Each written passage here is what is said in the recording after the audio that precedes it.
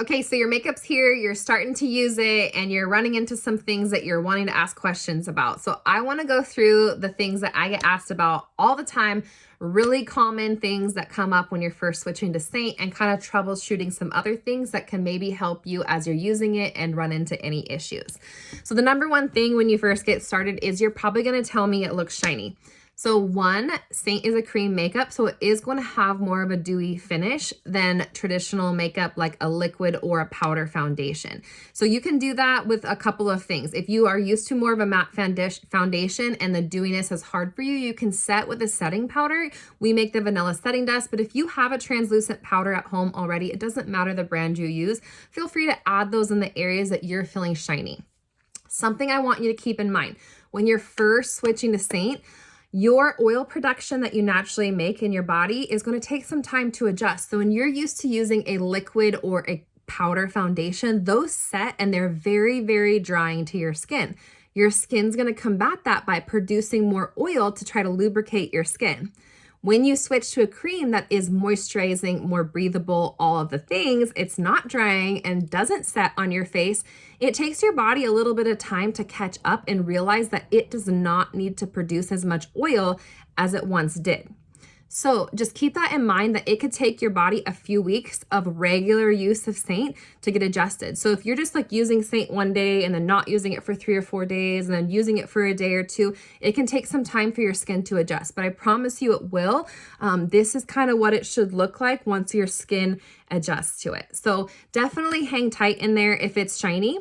Some other things to keep in mind with Seint, with it being shiny. When it's shiny, especially if your skin has had time to adjust, it could be that you're using too much product. So Seint is highly, highly pigmented. It is more than double the pigment of traditional foundation. So a lot of times we're used to having to put a lot of product onto our face. You don't need to do that with Seint. And if you put too much product on, it's not going to give you all day coverage and wear. It's going to want to slide off and it's going to look a lot shinier. So really try to go back on how much product that you're using, like really scale it back. Use way less than you're thinking you need. And that is really going to help, because if you use too much product, it is going to be shiny.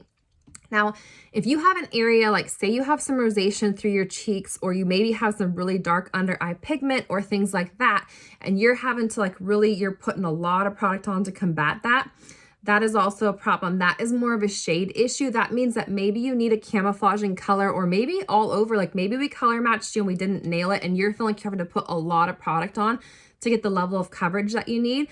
Reach out to me and we can either add a concealing color for you or change your highlight color, because if you're having to put too much product on to get the level of coverage, it means that we probably don't have the right shade for you. You probably need to go a little bit darker and with something with a little bit more control. Especially through this eye area. If you have darkness right here and you're using your brightening highlight and you're not getting the coverage, try going to your main highlight for that area. Just take that main highlight and tap into that area that you're really dark. You're going to get more control and coverage with that darker shade. And I know it sounds counterintuitive, but I promise you that darker shade is going to give you better coverage with less product.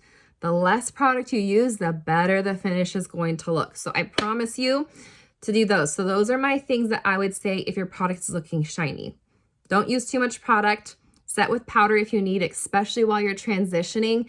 And maybe we need to revisit your shade match to see if we need to change your shade or add a color corrector in.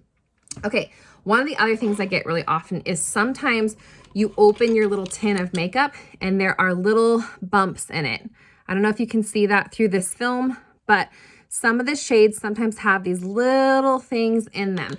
What that is beeswax. So when they're making the product and they're heating it up and then cooling it down, sometimes the beeswax does that.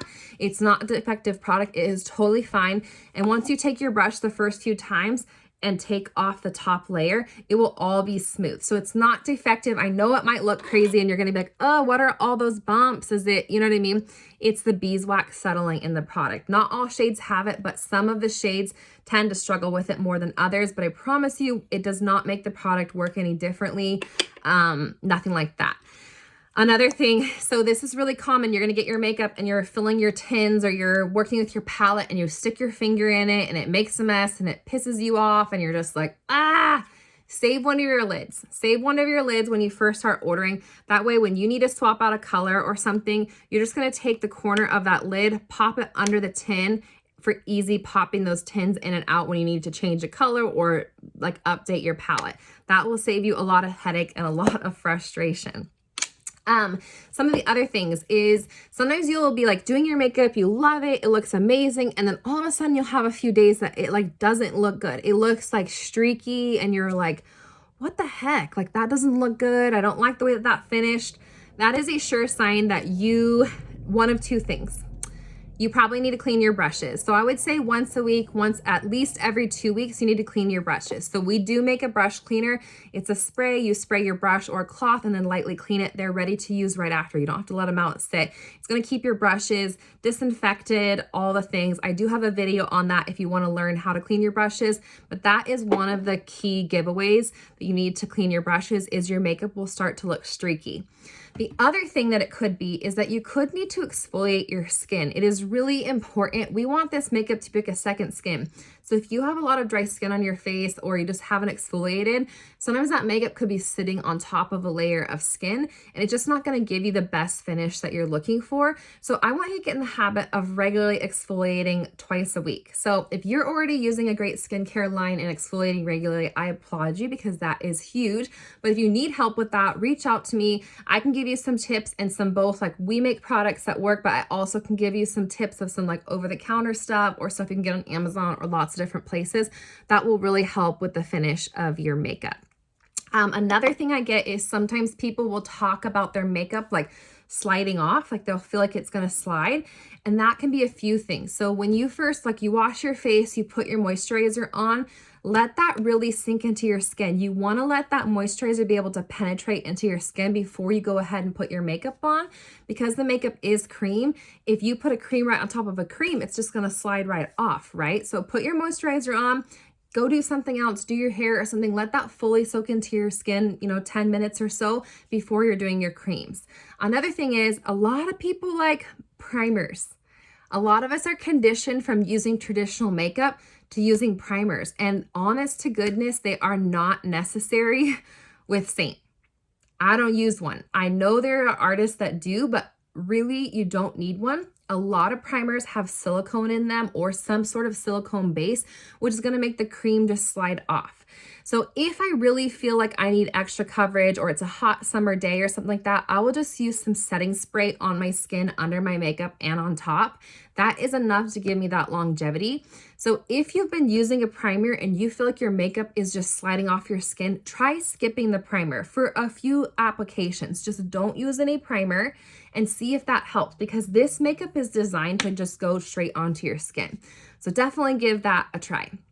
And I think that is most of the eyeshadow tip would be if you have covered your eye with your highlight color and then you feel like your eyeshadow gets stuck or you can't really blend it, or you're just having blending issues in general, try taking either vanilla setting powder or any translucent powder on the market or an eyeshadow like Cupcake and just lightly sweep that all over your lid before you do your eyeshadow. What that's going to do is it's going to give you an even consistency across your eyelid. It being cream makeup, sometimes the eyeshadows will not blend as well on top of them, or especially if you're just learning to do eyeshadow, having a powder finish all over your eye is just going to be a little bit more forgiving canvas to apply those eyeshadows on. Another thing that I get a lot is makeup settling into your fine lines and pores. So one thing, again, try to really scale back how much product you are using. That is a huge, huge thing. The other thing that you're going to want to do is maybe get a beauty blender. We have our perfecting sponge, or you can use a beauty blender. The key with using those, I should have one right with me, but I don't. Get them wet. You want to use them damp. So get one wet under your sink and then get as much water out as possible, and even take it in a towel and really just kind of try to press as much water out of that sponge as possible. It's going to make that sponge a lot more pliable and soft. And then go through when you're done and kind of take that beauty blender through your eyes or any area that you feel like you might get excess product settling. And that will help to just drive your makeup into place, and it will help remove any excess product that you might have there that would seep into any of those fine lines, pores, wrinkles, things like that. Another key, if like you're really struggling with fine lines through your eyes and stuff, we might want to visit Demi, which is another line that Seint makes. It is a color correcting line.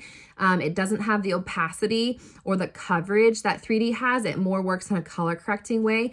And it is like a tinted wax and it does not crease. So for under eye areas, it can be really beneficial and really great if you are really struggling with color with your product creasing under there.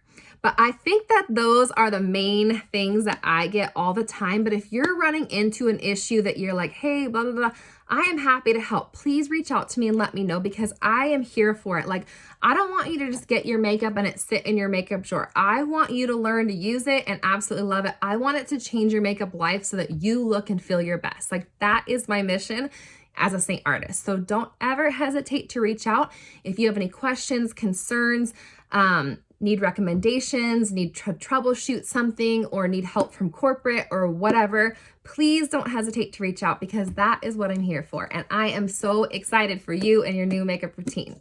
Have a wonderful day.